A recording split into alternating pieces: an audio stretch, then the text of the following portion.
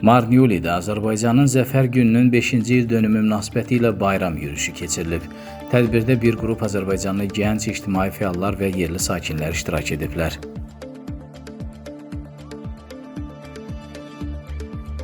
Yürüyüş Marniuli şəhərinin mərkəzindən başlayaraq Rustaveli prospekti boyunca davam edib. Əllərində Azərbaycan və Gürcüstan bayraqları, eləcə də Qarabağ Azərbaycandır şüarları ilə iştirakçılar həm Azərbaycanın tarixi qələbəsini qeyd edib, həm də dostluq və həmrəyliyə çağırış ediblər. Tədbir zamanı gənclər Azərbaycanın 2020-ci ildə əldə etdiyi zəfərin regionda sülh və sabitlik üçün mühüm əhəmiyyət daşıdığını bildiriblər. Onlar həmçinin Gürcüstanın da öz ərazi bütövlüyünü bərpa edəcəyinə ümidvar olduqlarını vurğulayıblar. Yürüyüşün təşkilatçılarından biri bildirib ki, bu tədbir yalnız bir bayram aksiyası deyil, həm də iki xalq arasında dostluq münasibətlərinin və bircə gələcəyə inamın təzahürüdür.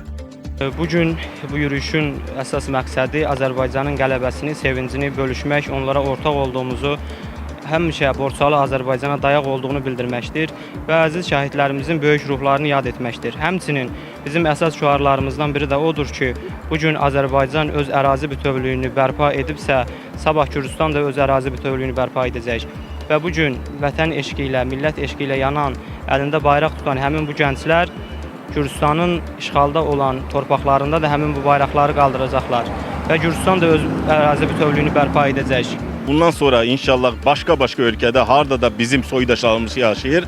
Hər bu 8 noyabrda bu gün gərək qeyd olunur. Çünki bu gün sadəcə Azərbaycanın qələbəsi deyil və bütün Azərbaycanlıların qələbəsi də sayılmalıdır. Mən bir şəxs olaraq Elvar Qarabağlı, mənim üçün bu qələbə çox umud verici və inanıram ki, bundan sonra daha da çox qələbələr olacaq sülh yoluyla və inşallah bu yola da davam edəcəyik.